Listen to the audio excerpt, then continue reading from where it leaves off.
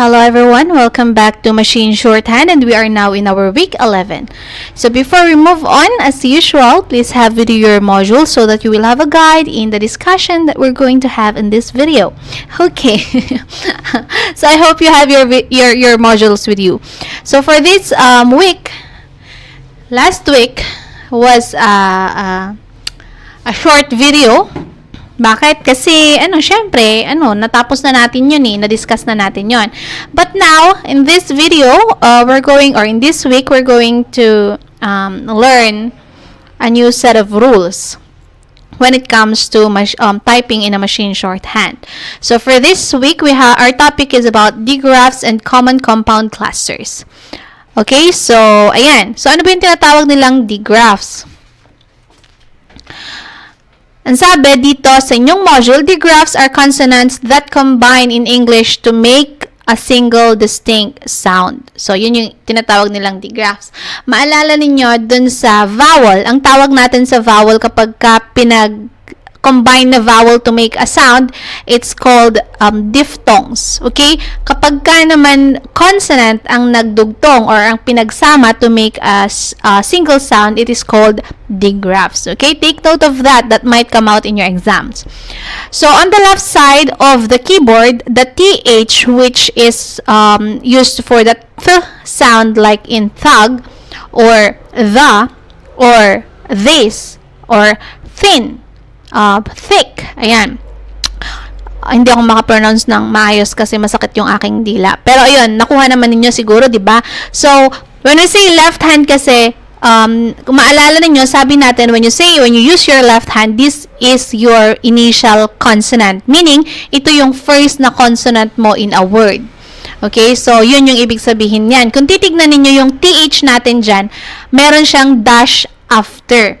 So, kung ang ibig sabihin ay kung ang TH or kung yung TH is may dash after, meaning may mga kasunod na letters yan. Okay? So, ganyan. Pero kapag ka naman, yung dash is nasa before TH, meaning before TH meron kang mga letters doon. Okay? I hope you understand that. Next is yung KH. Dun sa left hand is used to represent yung ch sound. Sa chaff, sa chapel, chart, turvaness, ganon. KH is for CH sound on your left hand or left part of the keyboard. Now we have SH naman. This is used for the sh sound in the word shall, shame, ano pa, shell, shelves, show, shoes. Okay? So, ayan, malinaw naman siguro, no? TH is for the initial sound of th, thug, tug, and thin, thick. Yan. And then KH represents yung initial sound of ch, as in chaff, chaffuer, hindi, chiffon, ano pa, check, cheeks. O, diba? Yon. KH ang nagre-represent nun. Next, we have SH. Alam naman natin na sh yan. Shall, should, shame, shine. O, yon. Okay? So, ayan. Next, we have on the right side of the keyboard, the asterisk T will represent that T sound. Like, for example, throat, broth. Diba? TH yon. So, pag TH na nasa end naman ng word, ang gagamitin mo is yung asterisk T. Next, we have, we have FP. This is used for the sound ch. After or on the last part of the word. For example, stretch, church. O, diba? Ito yung pinaka-best na example Yung church natin, diba, beginning siya ng CH, and then mag-end din siya ng CH. So, ano yung gagawin natin doon? So, ang gagamitin natin for the first CH is yung KH.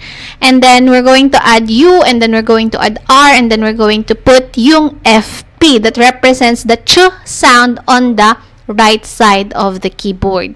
Okay, so next we have RB, which is used for the SH sound. For example, stash, slash, splash, ano pa? Basta yung nasa end ng word na SH, ang gagamitin mo to represent that is yung ating RB. Kasi wala tayong SH dun sa end, no? Meron lang tayong letter S, pero wala tayong letter H doon. So, para magkaroon tayo ng SH, ginamit nila as representation yung RB. Okay? Next, we have PBG on the right side po ulit ito, which represents yung ating NG or the NJ sound, the ng or the j sound. NJ sound. Like strong, long, tong, ano pa? Thing, NG, di ba? So, ano yung gagamitin doon? We have PBG. Now, doon naman sa change, strange, ano pa? So, ito yung mga nasa end ha. Inuulit ko, nasa end. So, PBG ang gagamitin for those sounds. Okay, we're talking about sounds, not about spelling. Inuulit ko, sounds. So, for the TH on the end of the word, you use asterisk T. Before the word, you use, or in the first part of the word, you use TH. Okay? Next, we have FP for the ch sound on the last part of the word. And we have KH for the ch sound when it's on the first part, or when it's on the first part of the word. And then we have SH for the sh sound on the first part of the word. And we have RB to represent the sh sound on the last part of the word. And then we have PBG for the NG sound or the NJ sound. Okay? So, ayan, pinapakita lang naman dyan. Nandyan din yan sa inyong module. Ipapakita sa inyo kung nasaan ang nasaan at kung ano ang ano. Anyway, ayan, pinapakita dyan kung nasaan si SH, nasaan si TH, nasaan yung K, ay yung CH, nasaan si CH on the right, nasaan si TH on the right, nasaan si SH on the right, and then we have the NG and NJ. Okay? So, now, let's move on. Before we go to that, we have the beyond the phoneme ba? Previous lessons have identified keyboard chords that Plover assigns to particular phonemes. Using those chords, you can sound out all English words even if it takes more than one stroke to do so. Inevitably, some English words simply resist steno order because of the way they group sounds. For example, the sound in bump, or the RV sound in swerve. To provide single-stroke dictionary entries for many of these words, Plover defines a set of chords specifically to deal with these groups of groupings. Deal with those groupings. So we have the common compound clusters. These are the most common compound clusters defined in Plover. When you say common compound clusters, ano ba yung compound clusters? Ito yung magkakatabi lahat na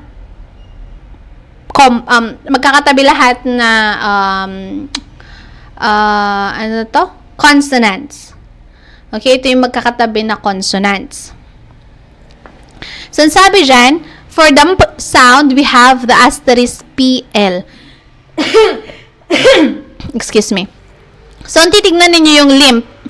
Since meron tayong tinatawag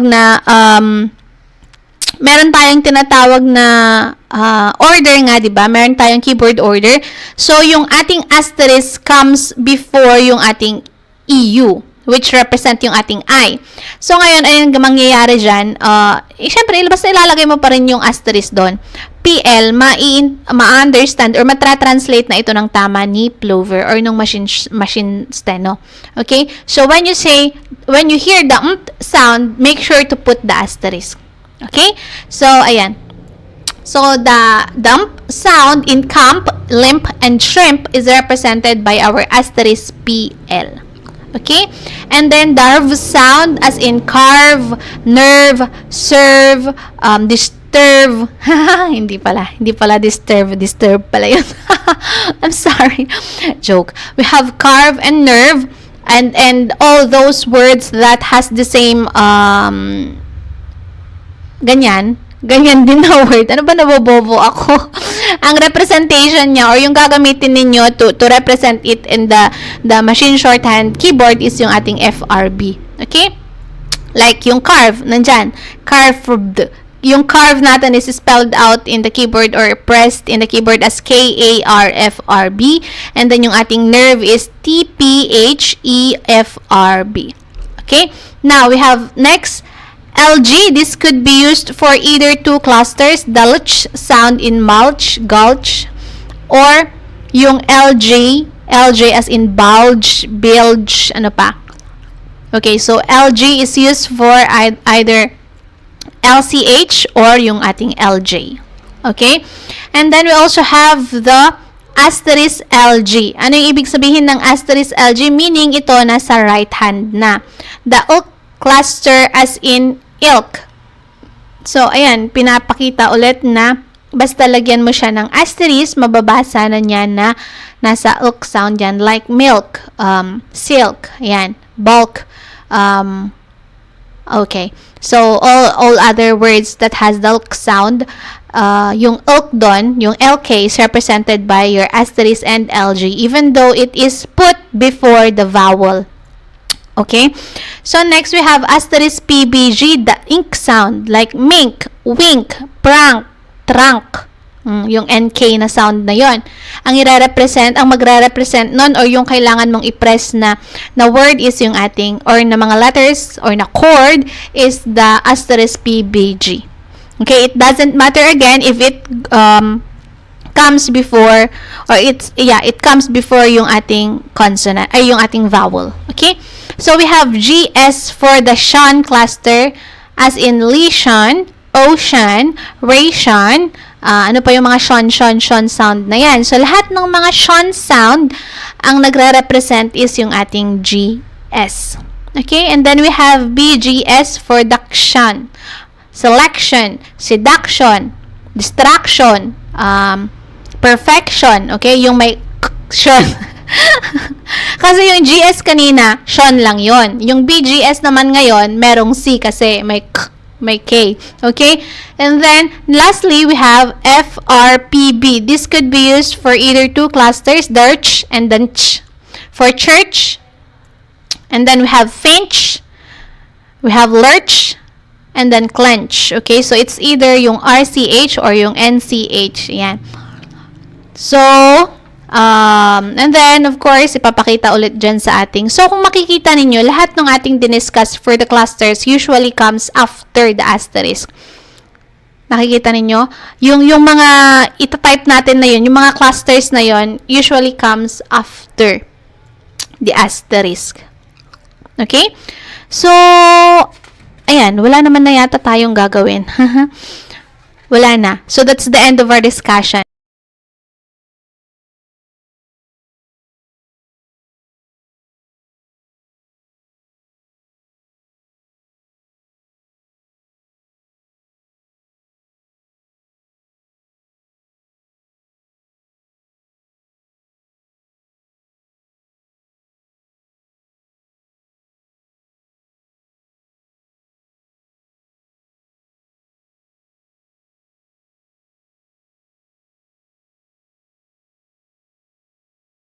Okay, now since wala naman na tayong gagawin, let's go and try keying or depressing these words that are in your module.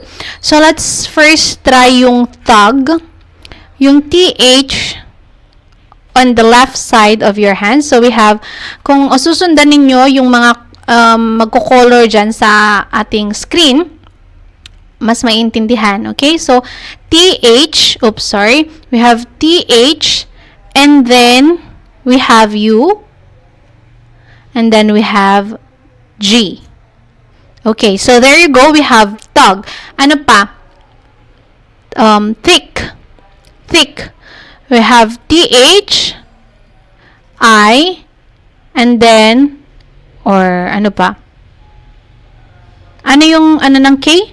Wala pala sa akin yung K. Thin. N. We have PL. Ay, them pala. Okay, so them. So, TH. So, nakita ninyo, gusto ko lang naman na ipakita sa inyo yung kung ano man yung mga pre-press ko para meron tayong samples. Okay? So, dun naman tayo sa after. So, dun sa left part, yung TH naman after or yung TH on the right side of the keyboard. So, we have trot. So, trot is TR. So, we have TR. Oops. TR and then O. And then we have asterisk and then T. Oops, sorry. I'm sorry for that. We have TR and then we have O. And then we have asterisk. And then, ano na yun? We have T. Trot. Okay, ano pa yung mga TH? Math. Math. Tama? Math. So, ano yung M natin? Ano yung M natin for, ano yung letter M natin? For the left hand, saglit lang ha. Titignan ko lamang yung ating letter M kasi hindi ko pa siya kabisado. Haha. As I've said, we are all learning, so please bear with me. So, ano yung letter M? Ay, ano yung letter T? M pala yung hinahanap natin. So, ano yung letter M natin? So, our letter M for our left hand is, wait, we have PH, okay?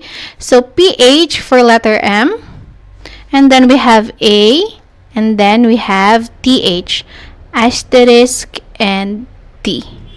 Math, okay? So, yun, yung nagre-represent ng TH on the last part of the word is yung ating asterisk, and then T. Now, let's move on to our next word or at our next digraph, which is yung ating ch sound. So, let's try chaff. Chaff. We have CH that is represented by our letter K and our letter H. Oh, KH. Ano nga natin yan? Tanggalin natin. Okay, so next we have KH, K. We have K and H. Ano ba yan? We have KH for ch sound. And then we have A. And then we have letter F for chuff. Now let's try chat. Chat. We have KH. And then we have A. And then we have letter T. Chat. Ano pa? Chin.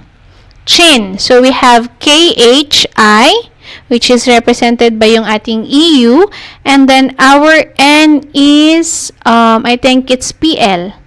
I hope I'm not wrong. Ano ba yan? Ulitin natin. KH EU PL.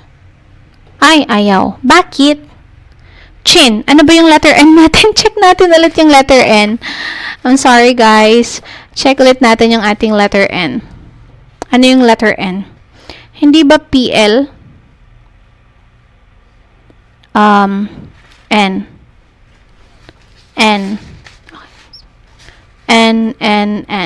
Oopsie. Wala yung ating letter N dito. Yung ating letter N sound. The remaining singles, sabi. Ayun, PB is for N sound. Okay, so, try natin ulit. KH, oops, ano ba yan? So, we have KH and then E, O, and then PB. So, yun, lumabas, chin. Okay, at least, diba? Lumabas, ha. Next, we have the ch sound on the last part of the word. So, yung ch naman ngayon is i-press ng ating right hand, okay? So, ano yung example dyan? Stretch. We have S-T, oops, sorry. We have S-T, and then R, and then E. Nasaan na tayo? Stretch. And then FP. We have FP. Stretch. Okay, so FP P ang nagre-represent dun sa ating ch sound. Stretch. Kasi hindi naman, di ba, stretch naman yun. Wala namang T doon. So, ayan, pumapasok na naman yung rule natin na kung ano lang yung narinig mo, yun lang din yung itatype mo. Okay? So, we do not need the T there to pronounce or to read it as stretch. Kasi yung CH pa lang, ch na yun. So, stretch. Okay? So, ano pa ba yung mga may H? Batch. Batch. Ano na yung ano natin? Ano yung letter B? We have PW for B, and then we have C for A, batch. And then we have F and P, batch. Okay? So, ayan. I hope na nakikita ninyo yung difference ng letters na nare-represent ng left and then yung letters na ginagamit to represent yung mga clusters natin for the right hand. Next, we have the SH for the shall. So, we have SH. Present naman dyan yung letter S and then yung ating letter H. So, yun lang yung gagamitin natin. And then, we have A and then, of course, yung ating letter L. Shall. Okay? Ano pa? Shape. Shape. So, we have SH, SHA, and then we have P. Shape. Bakit shape? Ay, A pala, no? A. Okay, so, anyway, yung A sound pala yon, long vowel A sound pala. Okay? So, paano ba yun? Paano ba yung A sound ng shape? So, we have SH, I'm sorry. Asterisk natin yan para hindi kayo malito. Ay, tanggal naman na yung ating shall. Ulitin natin yung ating shall. S, H, A, L. Shall. Now, let's try shape. S, H, A, E, P. Oh, bakit ayaw? A-E-U. Let's try A-E-U. Ano na, nabobobo na naman ako. S-H-A-E-U and then bakit nasa na siya? Nawala na. So, ulit natin. S-H-A-E-U and then we have P. Shape. Okay, at least hindi ako napahiya, no? Alam mo, marunong pala ako ng konti. Kahit konti lang. Haha. Next, we have the SH for your right hand. So, ano yung example natin dyan? Stash. So, let's try doing stash. We have S-T-A and then ano yung nagre-represent ng ano? Ng SH natin? R-B. So, we have R and then B. Stash. Ano pa? Flash. Mahirap pala yung flash. Sash. Sash. We have S-A and then we have R. Ano ba yan? We have S-A and then we have R-B. Sash. Okay. So, ayan. Ano pa yung isa dito? Yung NG and NJ naman. We have strong. So, we have S-T-R-O and then P-B-G for NG. We have P-B-G. Strong. Strange. Or change. Strange. Let's try strange. We have S-T-R-A and then P-B-G. Strange. Ni? Anyari? Ano yung wrong ko doon? Strange. Ulitin natin. S-T-R okay. A-E-U P-B-G. Strange. Okay? So, ako din, nalilito ako dun sa A. Okay? So, kapag long A, it's A-E-U. Okay. So, That's for the graphs. Now, let's move on dun sa tinatawag natin na common compound clusters. Okay, so common compound clusters. Nasa na tayo? Ano na lang natin to? I-reload na lang natin para malinis yung ating papel. Okay, so let's try camp. Camp.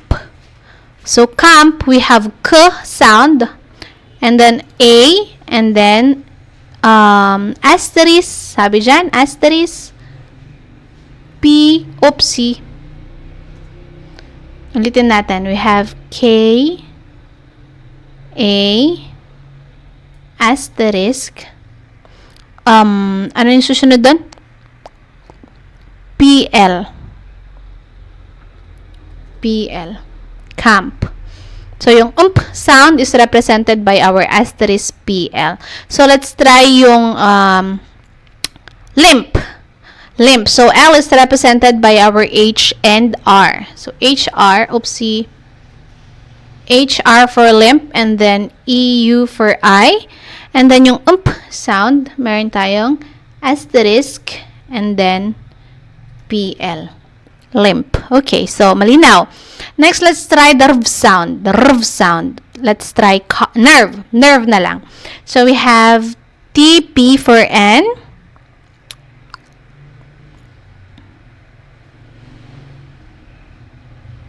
TPH for N. Yeah, okay. So, TPH is for N, PH is for M. So, TPH, and then we have E. And then we have the asterisk PL, EU, and then ano ba yan? Mali. Mali. Ulitin natin. Nerve.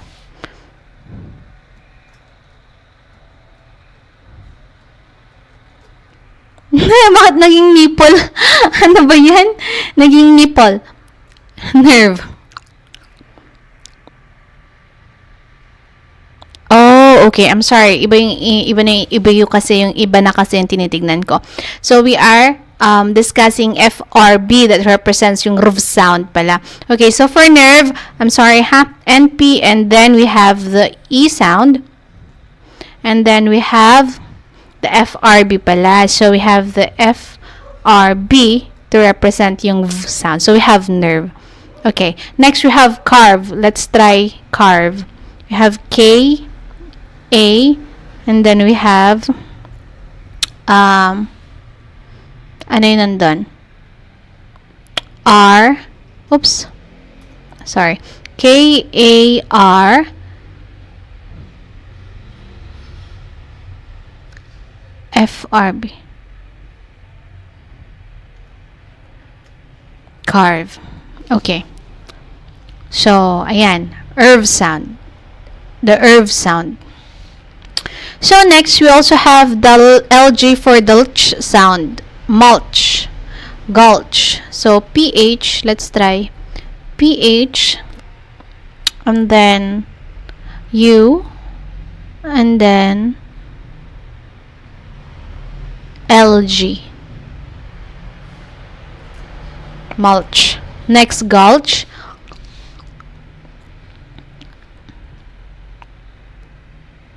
We have PH. Ano yung nilagay natin kanina? Mulch. Now, let's try gulch. Ano yung letter G? It's TKPW. So, we have TKPW. Ano ba yan? Have TKPW. And then, ULG. LG. Gulch. Okay, so so far so good. Next we have mink. Or let's just try ink.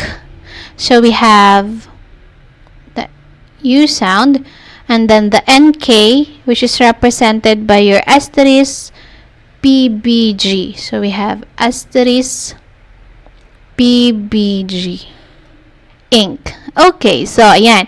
P, asterisk PBG represent your ink sound. Next, let's move on to the GS for the shun sound. Lition, ocean, ration, ano pa? Potion. Let's try potion. Sige, mag-ano tayo. Mag-experiment tayo. So, potion.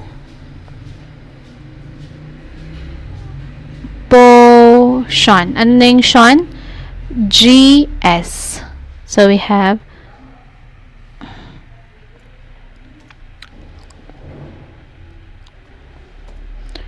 P-O-E, potion. BG. BG ba or GS? Okay, so we have potion. Bakit OE yung ginamit ko doon? It's because it's a long O sound. Kaya OE. Natututo po tayo as we move along. As we move on. As we go on. Next, we have duction, which is represented by your BGS. So, we have seduction. Now, seduction, let's try. Bakit siya STK? So, we have STK. And then, U. And then, BGS. Have BGS. Seduction. Seduct. Okay. Ngayon, doon ko lang nakuha kung bakit siya STK. So, they omitted or they dropped yung E. Kasi, diba, hindi siya seduction, it's seduction. Seduction. Seduction. Okay? So, drinop nila yung E. Nagtaka rin ako, bakit siya STK? Kasi yung TK natin, it represents yung ating letter D. Eh, bakit S lang? So, yun pala yung rason. Diba? Napag-aralan na natin yung dropping of unstressed vowels. So, dyan, applicable dyan. Ay, dyan in-apply. Okay? So, na-analyze natin yan. Ang galing natin. Next, we have, ano pa yung last? We have the church. So, we have FRPB for the ch sound. Okay, so let's try church. We have KH, the ch. KH, and then we have the U. And then the ch sound for FRPB. So we have, ano ba yan? Ulitin natin.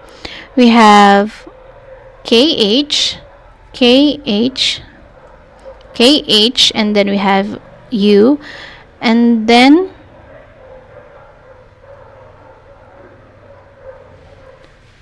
FR